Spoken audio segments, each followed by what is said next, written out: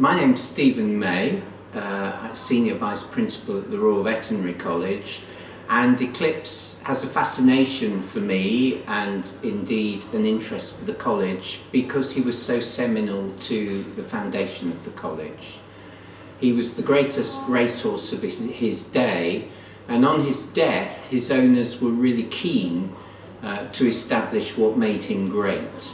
And at the time there was a Frenchman in London who was arguably the only qualified vet in the country, because he graduated from the first veterinary school established in the world in Lyon in France. And he was asked to make a dissection of Eclipse.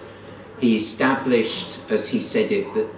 Eclipse was almost perfect in the sense that all his measurements were very average and perhaps contributed to his robustness, with one exception: his heart, which was a lot heavier, 50% heavier he weighed it than his contemporaries that had also been dissected, and perhaps that was responsible for pumping more blood and oxygen around his body and making him faster. Because of that dissection, he came to prominence as a man of science, bringing science to what was then seen as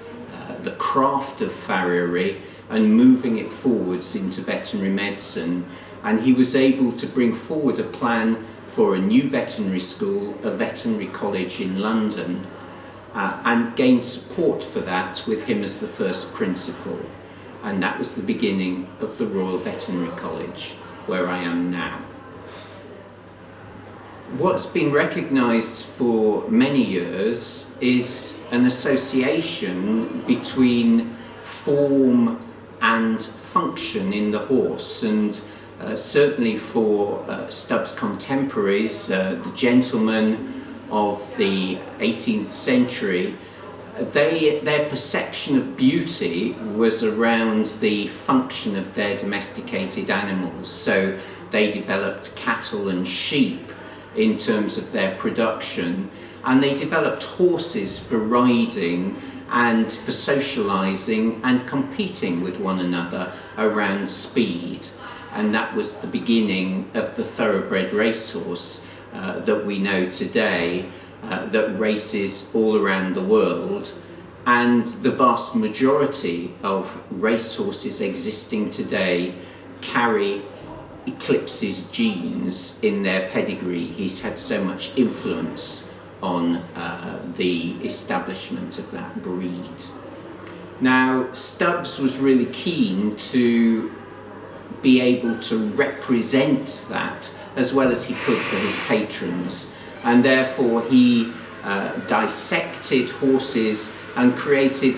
this remarkable textbook of anatomy of the horse, which then became the leading book of information for the science that was developing around farriery as it moved into veterinary medicine.